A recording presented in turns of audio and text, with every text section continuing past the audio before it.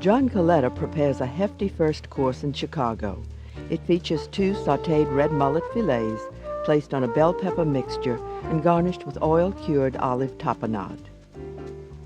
Then Christian Gille presents what amounts to a variation on the theme of the first course. The fish of choice is tuna, presented with a Provençal sauce containing black olives. Claudia Fleming's dessert comes from New York. It features a light chocolate cake made from a mousse-like batter. Inside is a surprise, a medallion of chocolate ganache. Caliterra in the Wyndham, Chicago, offers the distinctive food of John Coletta. He trained at Alain Ducasse's Louis XV in Monte Carlo and with Joël Robuchon in Paris. In 1984, he won a gold medal at the Culinary Olympics and was on the gold medal U.S. team in '92. Here is red mullet with peperonata. We'll start off by taking the pits out of some oil-cured olives, and this takes but a few moments, and actually they're better than getting olives that have already been pitted. And once you've got that completed, you'll add the olives into a little blender, and then we go ahead with some Dijon mustard.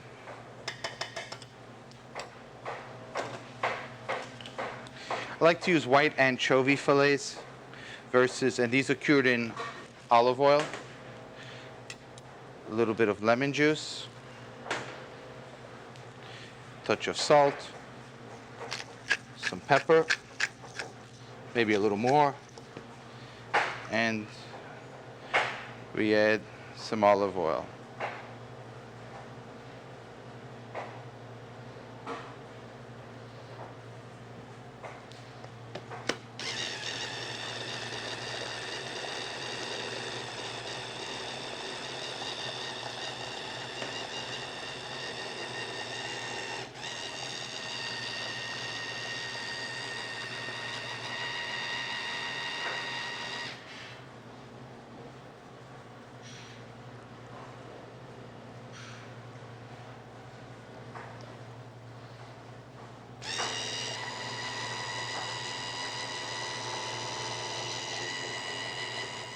Okay, you can make this as fine or as chunky as you like.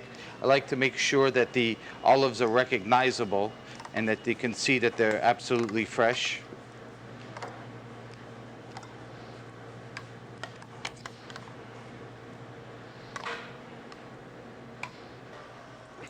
Add a little bit of extra virgin olive oil.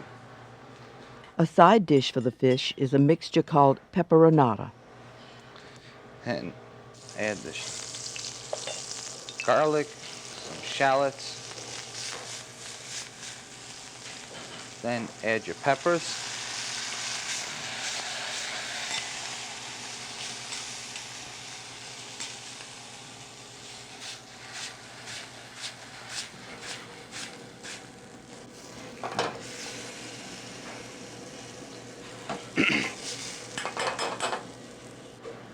Next, we add a little bit of zucchini juice, and the way this is made is by extracting it from a vegetable extractor, very much as you would for carrot juice or pineapple juice or any of those types of juices.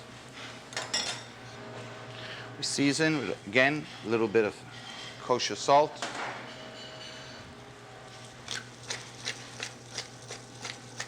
Season. For the fish, season your fish liberally.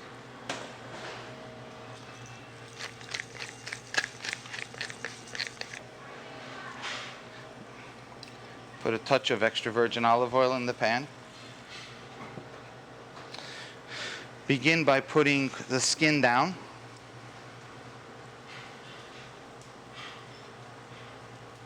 What I like to do is begin the pan as close to as cold as possible. Okay.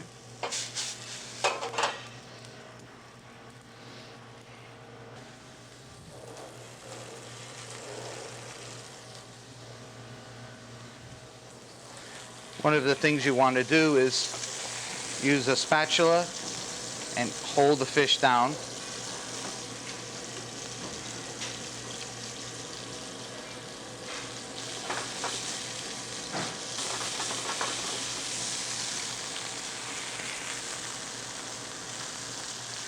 turn the fillets over.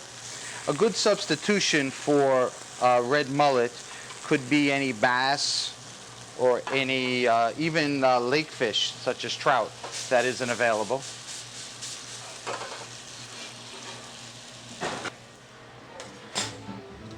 Okay, we begin by taking the tapenade, putting that onto the plate. And we take the peppers. We add some of them.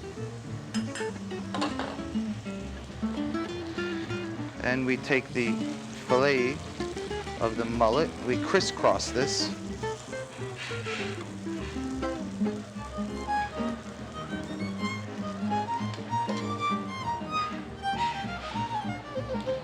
Take some of the basil oil.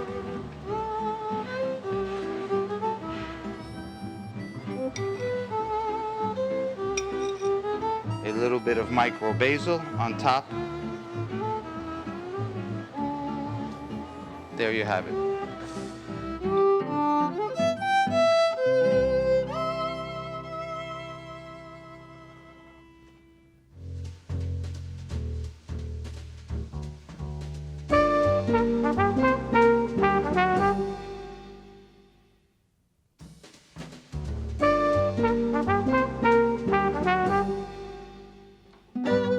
The veteran chef Christian Gille cooked his way almost around the world, from Morocco to the West Indies and from France to Mexico.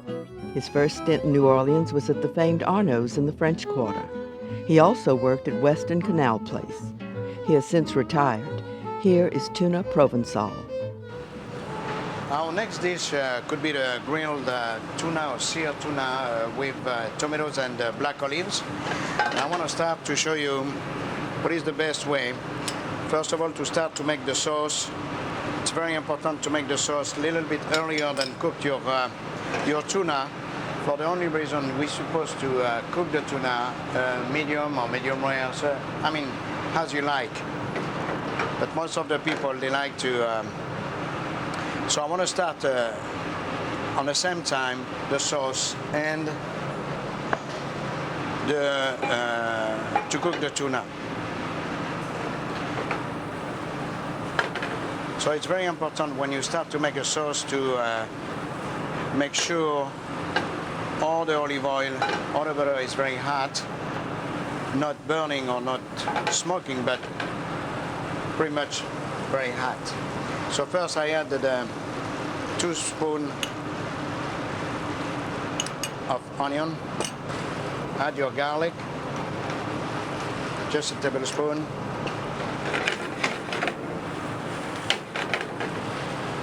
Then your diced tomatoes.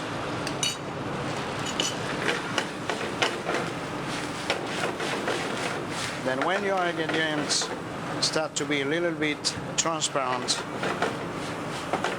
reduce the fire.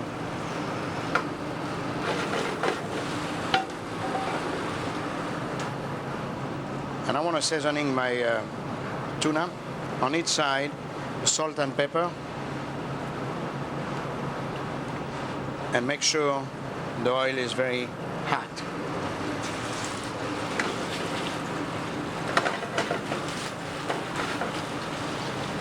Now in my sauce I add a pinch of fresh chopped basil, a fresh thyme,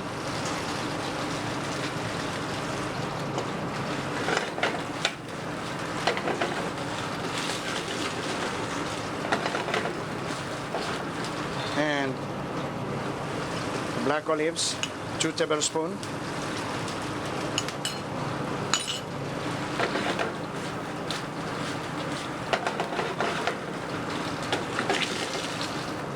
You can return your, try to keep your tuna not too dark. And now you can seasoning your sauce, just a little bit salt and pepper.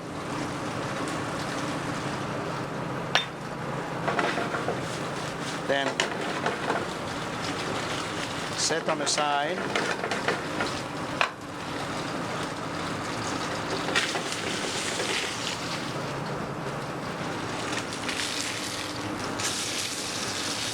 To keep your tuna medium, you need to cook him approximately 4 minutes on each side.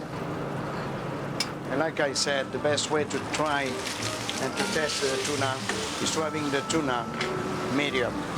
Most of the people, and it used to be like that a long time ago, we always cooked the tuna very, very, at the point it would be well done. But now, by the fact we need to try to keep and save the taste of the fish, and of course not all of them, but most of them, we cook them medium now.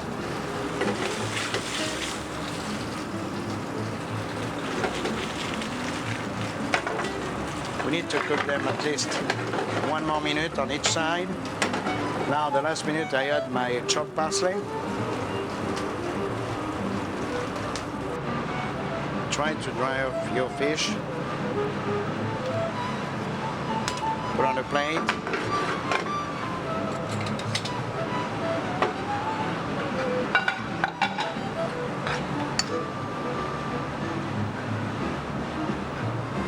Put some sauce on the top.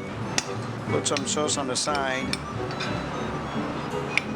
And the combination between the fresh thyme and the olive oil and the black olives, it's absolutely wonderful and very tasteful.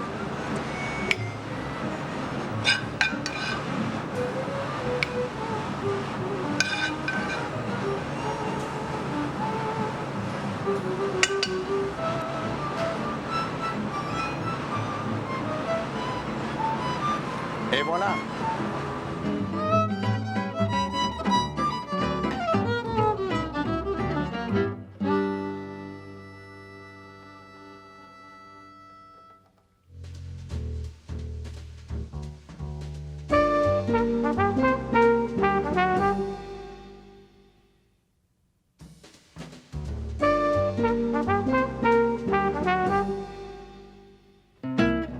The pastry chef at Danny Meyer's Gramercy Tavern in New York is Claudia Fleming.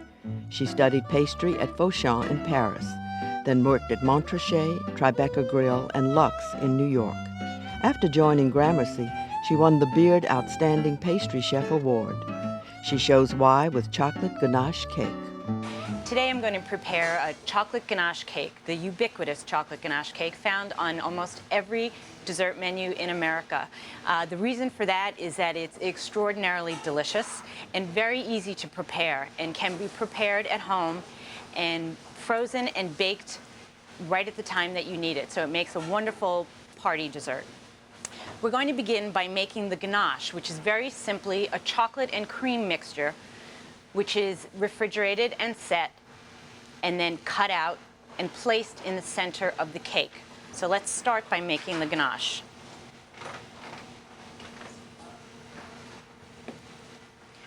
We're going to boil the cream and pour it over finely chopped chocolate. And you want to make sure the chocolate is finely chopped so that it melts quickly and evenly when you add the hot cream. We've lined a container with saran wrap for easy release.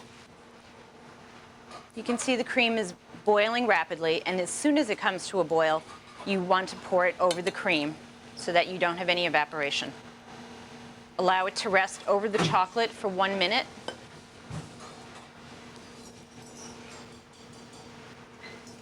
Whisk.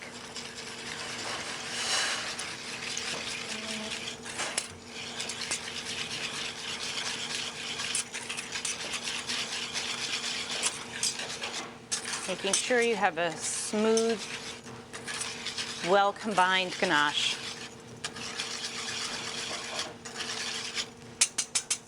Pour it into a saran-lined container and chill. After the ganache is chilled and set, you can see it's firm. We're going to release it from the container and cut it into discs to place in the middle of the cake. You can see it releases quite easily with the saran wrap. Just remove it. Using a small cutter, you're going to place it in some hot water so that it goes through the ganache easily.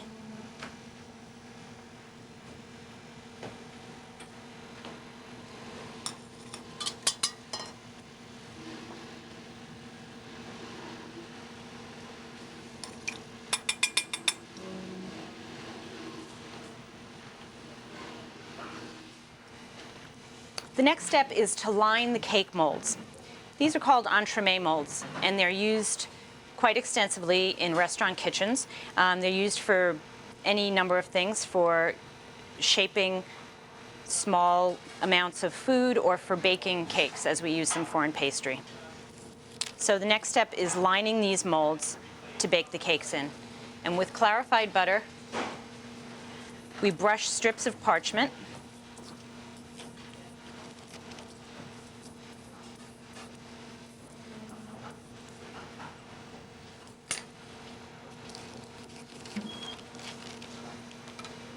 And line the molds with them so that the cake doesn't stick. And it's also going to rise above the height of the ring, so this will also support the cake.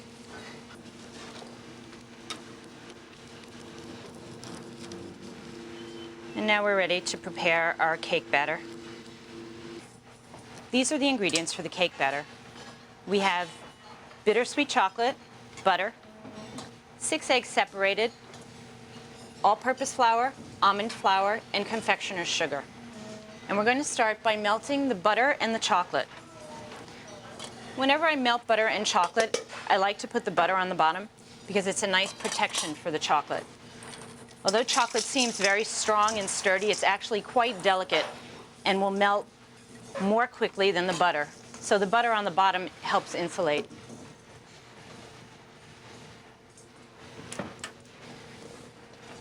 Also, when melting chocolate, you want to remember to keep the water at a very low simmer so that you don't burn the chocolate. So as I mentioned earlier, it melts quite quickly.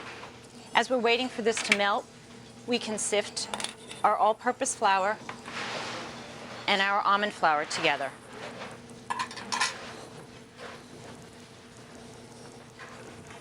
Now that our chocolate and butter is completely melted, we're ready to start adding the egg yolks and the flours. And remove that from the heat, and we can simultaneously start the egg whites. By starting these slowly, by the time we add the flours and the egg yolks, the egg whites should be ready to incorporate into the batter. Remove the chocolate and butter mixture from the heat.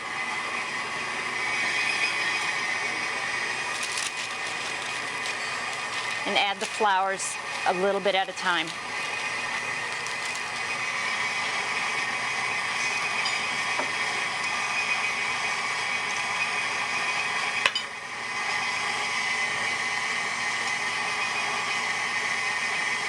Next, we're going to add our egg yolks.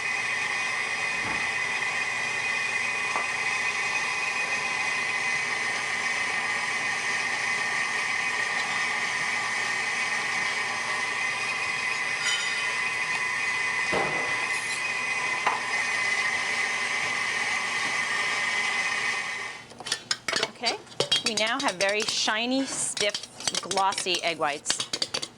We're going to take 1/3 of this and whisk it into our chocolate batter just to lighten it.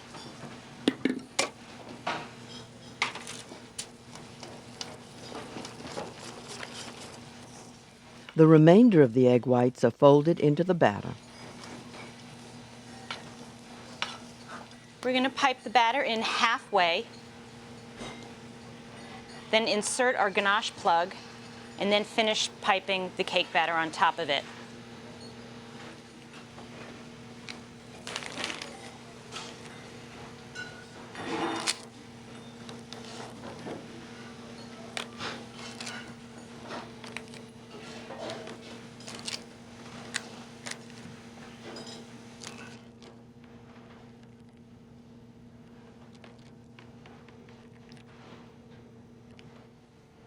Then we're going to finish piping the cake batter on top of the ganache. Then after the cakes are baked and we cut into them, there's a molten chocolate center, a chocolate lover's dream. Bake at 350 for 10 to 12 minutes. When I serve the chocolate ganache cake at Gramercy Tavern, I garnish the plate with some chocolate sauce.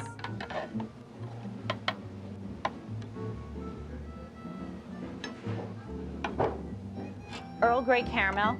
I really like Earl Grey with chocolate. Its earthy smokiness really blends well with chocolate.